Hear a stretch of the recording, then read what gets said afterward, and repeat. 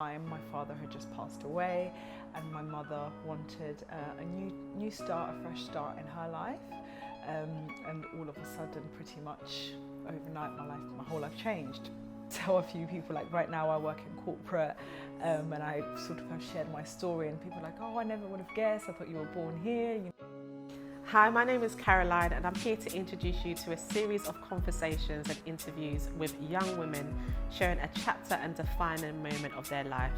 I feel like so often we lack the belief to know who and what we can really become. But through these stories and through these interviews, I'm hoping that it will inspire you to think about your defining moment in your life and how it's shaping you to become a better version of yourself. So stay tuned.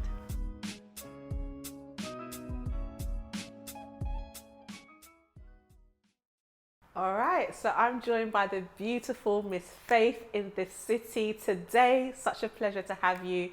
Really looking forward to this conversation that we're about to have.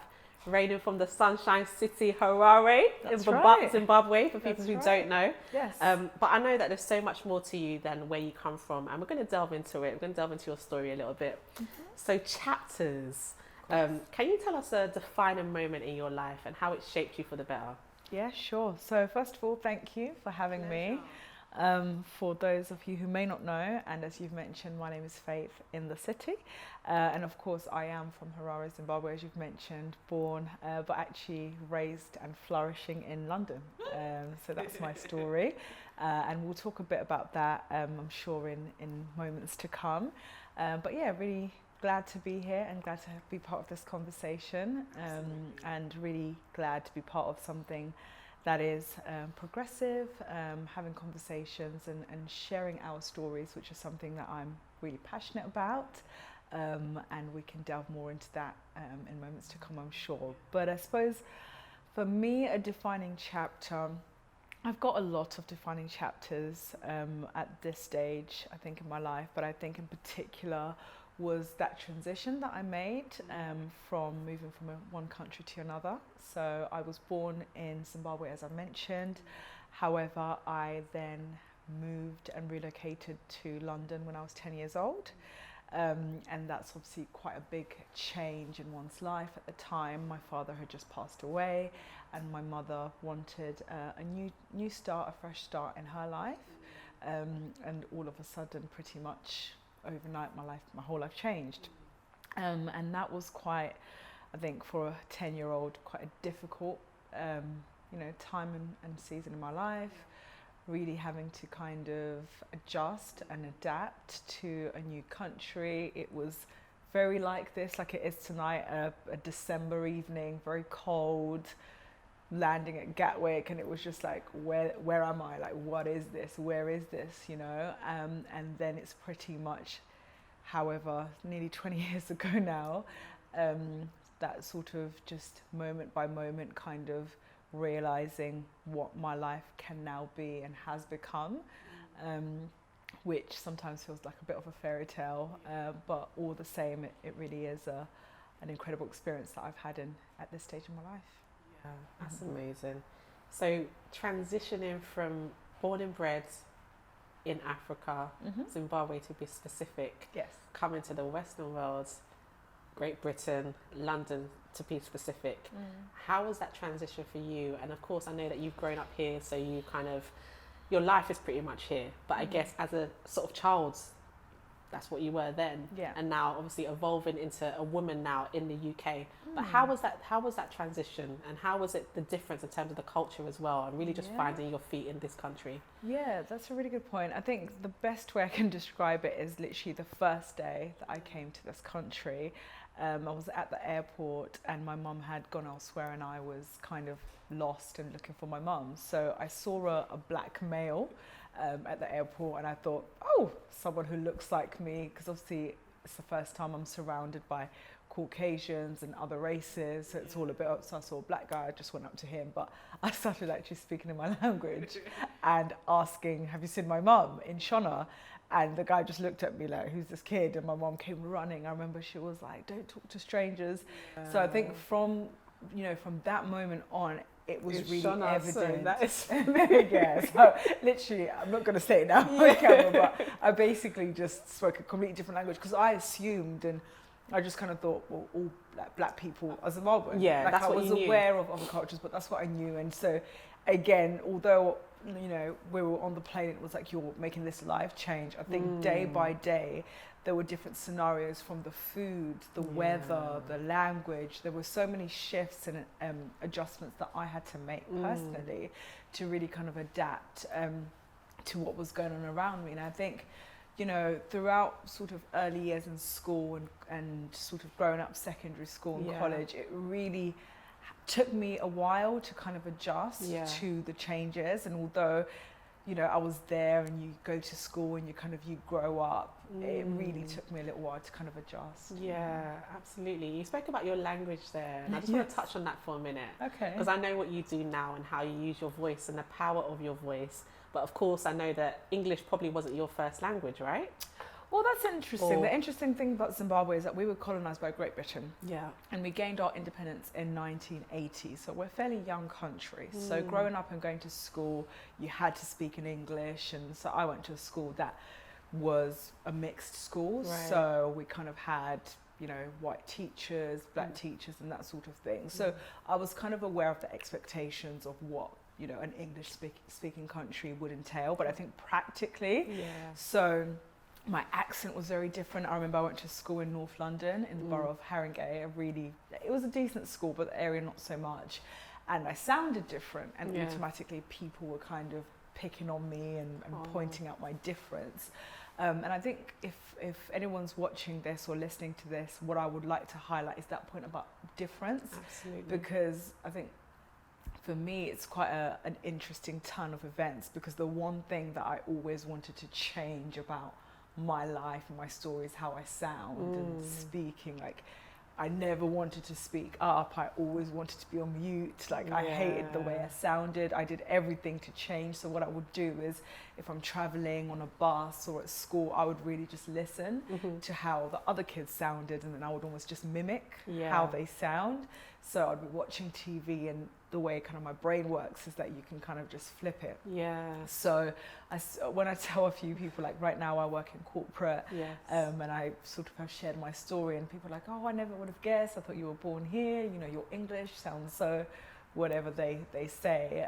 But actually it's just because I literally just through watching TV and listening to others have learned to kind of channel my voice. But I think for me, a defining moment in my voice is when I was in my early 20s. I went under the mentorship and studioship of a great speaker, teacher and storyteller. And I think that's where I really began to see the power of using my voice. And we can talk more about sort of the things that I'm doing currently. But I, for the first time, saw someone who sounded different, who looked different, but he was so present and so confident in his difference. And it was just so inspiring. And it was like, I want to be that girl. And so I think over time, as I've studied him, as I've worked with him, as he's taught me, and I think most of the voice work or the voice skill that I have now is from years of training and just consistently week on week, months on end, daily sometimes, just using my voice and understanding the power of having a strong voice and what it can really do. And I think I'm still to kind of learn and see what that could look like. But it's been a very interesting journey. That's amazing. I love how you spoke about training and the time that it's taking you to develop into the voice that you have today. So I think oftentimes people want to fast track the process, and actually it does take time to evolve and to become, the best version of yourself, Yeah, and I think that's a natural process of life, right? Absolutely. But I think for me what's quite different is that there are records of my progression available for the world to hear and listen to. So I'll tell you something quite funny. I actually it's taken me a little while to warm up to be able to hear my voice back. So for a while, if anyone's like playing something that either I'm in, like done a recording on or hosted, whatever, I just can't stand like hearing myself the sound of your back. voice. It's a bit cringy, isn't it? And I feel most people are like this with like cameras or whatever else. But I think it's taken me a little while, and I've had a few people that have kind of like heard my audio journey. And how I sounded, and kind of how I've evolved there. And it's quite interesting sort of how other people have been on my journey with me. Yes. So it's like there are things going on in the back, but it's also happening out for the world to see. And that's quite an interesting life experience, let's say. But I'm really glad. I mean, from my perspective, I've recently done something which was for me a monumental, opportunity in my career so far. Which was hosting the WOTC magazine. I was New going to Faces talk about Awards. that. Fantastic. And that's just something that really kind of was, I suppose, a long time coming, but I was saying to my producer for that it really was an out of this world experience. It was absolutely electric. Amazing. Like there was no experience quite like it, and nothing to describe it to. So I think as I'm constantly kind of growing and evolving, there is more that I'll begin to see what my voice can really do. Absolutely. And how I can hopefully use it and channel it towards the right things. I love that, and you did a fantastic job as well. Thank you. Had the pleasure of being at the award ceremony, and you did really, really well. Thank you. So that's a defining moment of your voice, Yes. which I love. I love that story that you shared there. But you also mentioned that you're working in the corporate world as well. I do. So there's many different strings to your bow here. Yeah. So you've got your voice that you're using and you're hosting, and then obviously working in the corporate world as well. So how do you kind of embrace those different aspects of you? They're all extensions of faith in the city, of course. But tell us a little bit about how you kind of do the two and how you're able to bring your full self into your workspace. Yeah, that's a really good question. I think it's something that I'm only beginning to kind of uncover and understand. But I think the best way I've been able to do that recently is through my podcast. So I run a podcast called the Gender Agenda Podcast on a platform called Pioneers Group, and it's all about normalising female first through storytelling. Because for me, my experience in the corporate world is that I come from a family of female nurses. All the women in my family, majority of them worked in nursing, so those were the role models that I saw. I didn't really see anyone in corporate or anything like that, and so I began to kind of start my journey in my career, and then really looking back and looking around and seeing how many other young girls were very similar to me, similar backgrounds, had started where I'd started. And for me, it's really about us kind of understanding that what we are doing is unique. Absolutely. And each individual story is to be celebrated. Yes. So in particular, we've started having a conversation with women in corporates.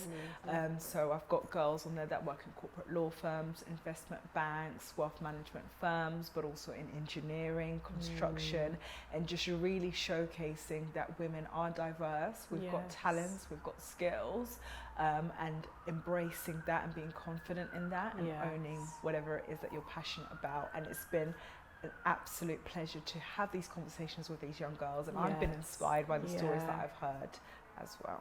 Yeah, I love that. That's amazing. All right, so you're killing it in the corporate world through your podcast and obviously your job. You're killing it behind the mic. But talk to me a little bit about confidence. What did you believe confidence to be before, and what do you now believe it is? That's a really great question. I thought confidence was all about the external and kind of, like I think for women being able to like wear certain styles and fashion and just rock whatever they kind of want. But I think over time I'm learning and understanding that confidence is just the simplicity of things, simplicity of life, just being okay with who you are, being comfortable in your skin, but also kind of harnessing that and really kind of working on that and improving that.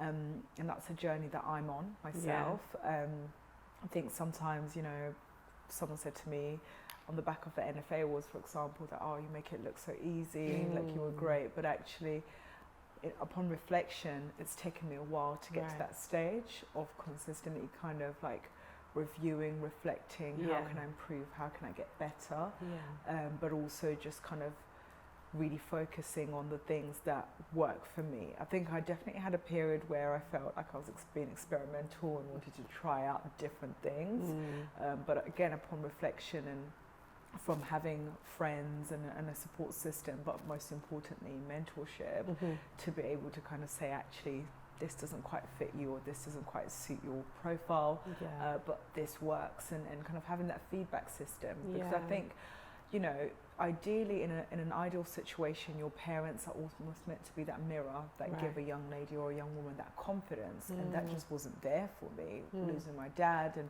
my mum constantly working, I really just kind of like raised myself, but that technically means I was raised by the society and, you know, peer pressure and the system and school and college and social media. Like, there are so many things out there that are raising our children and our young girls, that I think for me, I've been quite fortunate to having role models, close contact with role models and women that I can look up to who are confident in just being themselves, and that makes me feel like it's okay to be Faith. And I think that's really powerful. I think if more young women had that, and that's also part of my campaign and why I really support this platform, because ultimately, you know, we can't change the whole world and what is going on around at a global scale, but one story at a time, one conversation that we're having at a time, and just beginning to sort of see a shift in one young lady at a time. I think that's really powerful, and we can begin hopefully to have a community of women that are inspiring. I'm fortunate enough to be part of a community of women that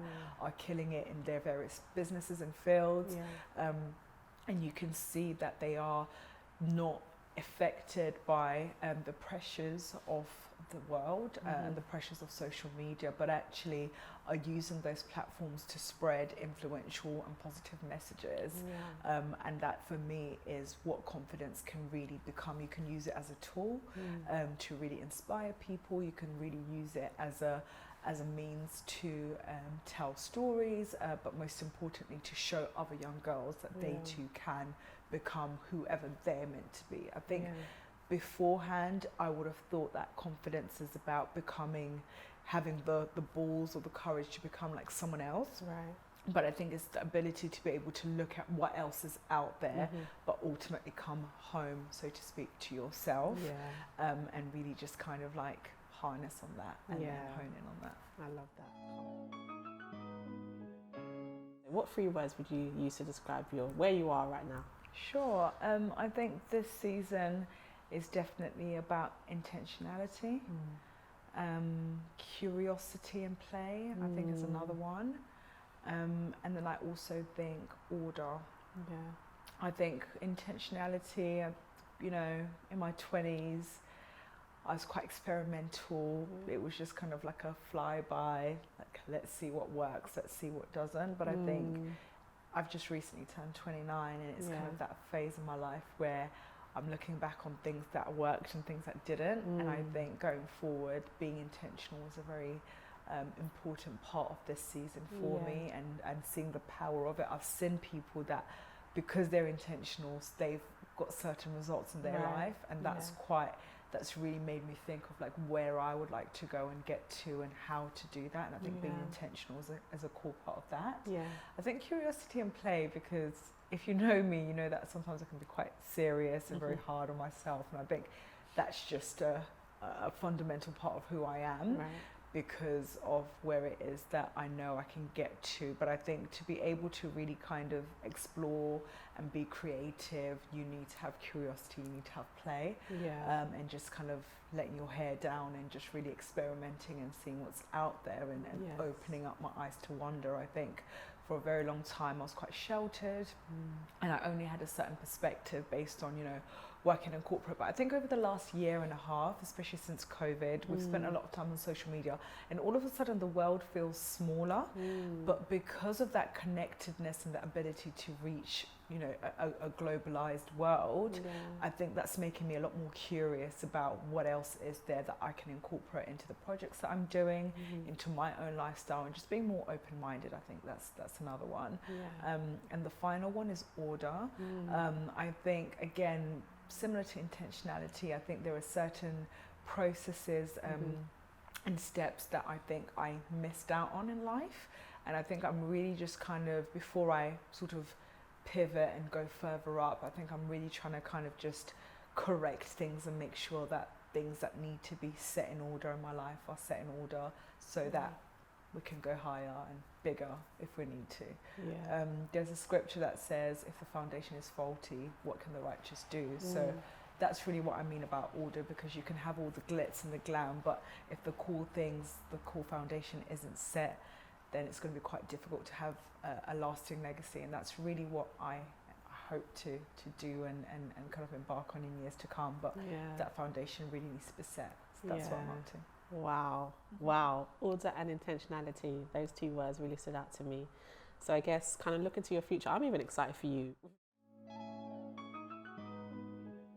Yeah. So talk to me a little bit about what do you believe the future's looking like for you, and what did you know now that you didn't know then, but you're looking to apply to your life moving forward? Yeah, I think the future definitely looks very bright for me. I'm excited.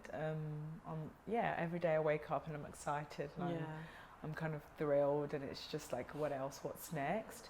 And I think I now know I think timing is everything. I think you can't really rush anything. Like we were talking, this set and filming, this is something that I tried to do months ago in a different dimension, and it didn't quite work.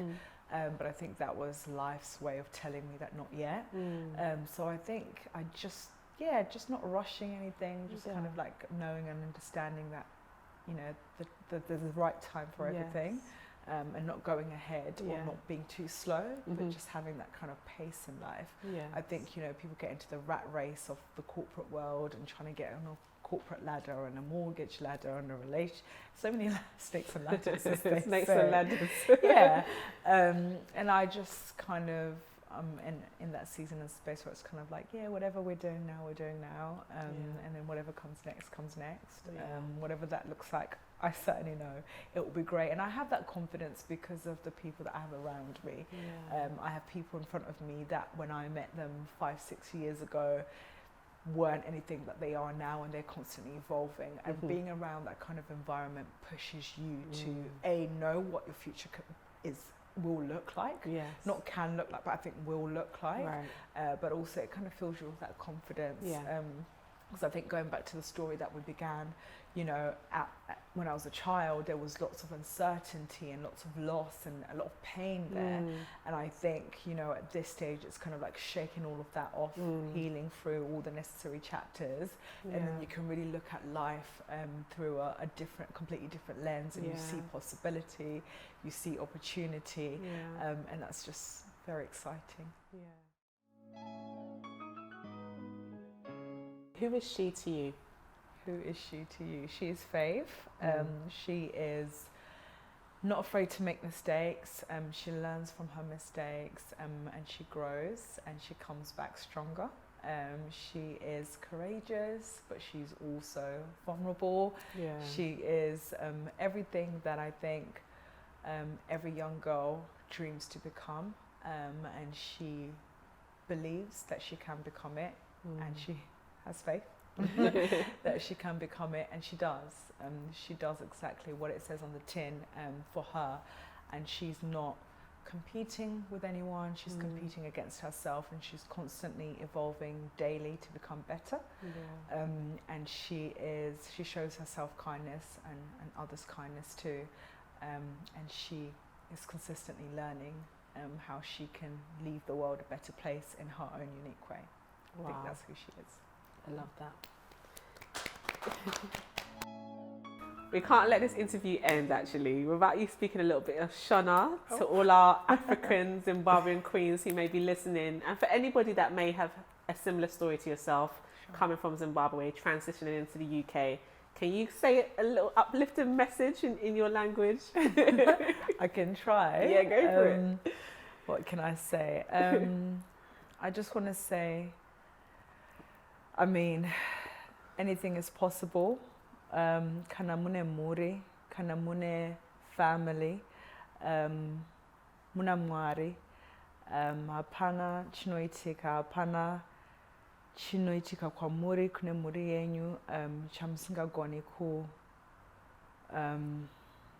to overcome, basically. I think sometimes when you've been in a very difficult situation, like most of us have, and coming from a lot of pain, I think it can be very easy to be laid back. I think an inspiration message that I would have for any Zimbabwean woman out there, or any African woman, or any woman in general, right, is that you can really get back up. I think with the right people around you, with the right support system, you can really just start over, and don't be afraid to start over, and great things can happen and will happen for you if you decide to be intentional about how you live the rest of your days. It's not really about the past which defines you, it's about what's ahead of you. Is the most important thing. Woo, come on, Miss Faith in the city! Hi, beautiful people. Thank you so much for watching. Don't forget to like, comment, and subscribe. See you next time. Take care.